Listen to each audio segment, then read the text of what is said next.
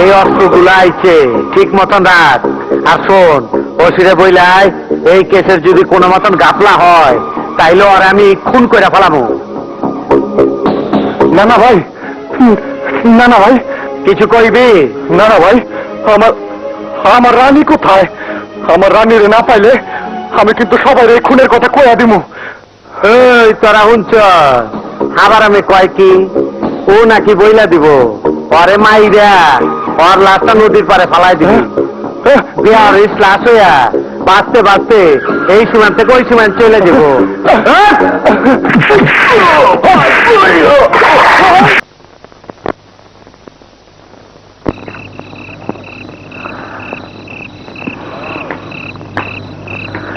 দাঁড়াও, কোথায় যাচ্ছ? তা তো জানি না, শুধু জানি নানা ভাইয়ের বাড়িতে ফিরে যাব না। ওখানে গেলে আমাকে মেরেই ফেলবে। তুমি কি মনে করো তুমি বেঁচে আছো? আমার তো মনে হয় তুমি একটা জিন্দা লাশ, যার প্রতিবাদ করার কোনো শক্তি নেই। নানা ভাই ভয়ঙ্কর মানুষ। নানা ভাইয়ের বাঘের মতো চোখ দুটা দেখলে আমার ভয় লাগে। নানা ভাইয়ের চোখ আছে, তোমার নেই? নানা ভাইয়ের শক্তি আছে, তোমার নেই?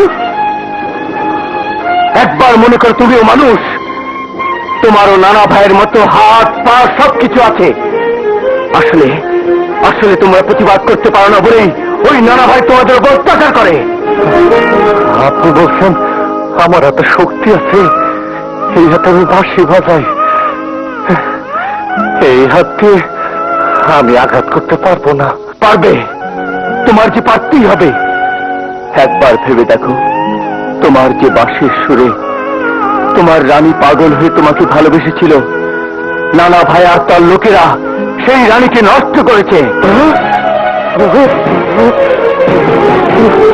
নানা ভাই শুধু তোমাকেই মেরে ফেলতে চায়নি, তোমার ভালোবাসার রানীকে খুন করেছে।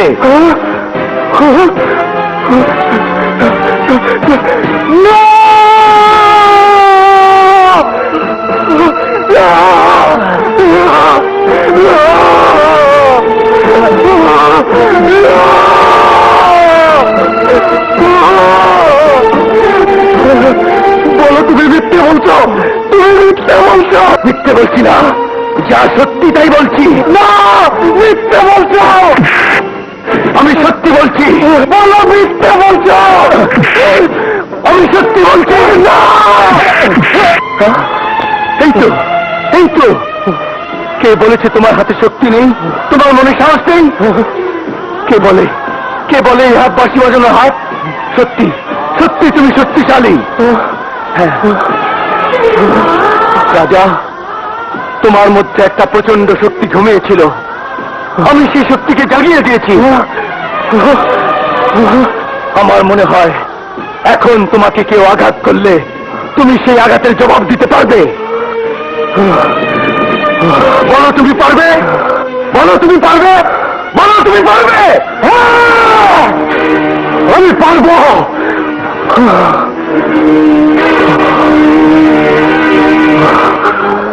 কিন্তু একটা কথা মনে রাখবে, আত্মরক্ষার জন্য, প্রতিবাদের জন্য যে হাত তুমি ব্যবহার করবে, সেই হাত তুমি অন্যায়ের জন্য ব্যবহার করবে না, আইনকে নিজের হাতে তুলে নেবার জন্য ব্যবহার করবে না।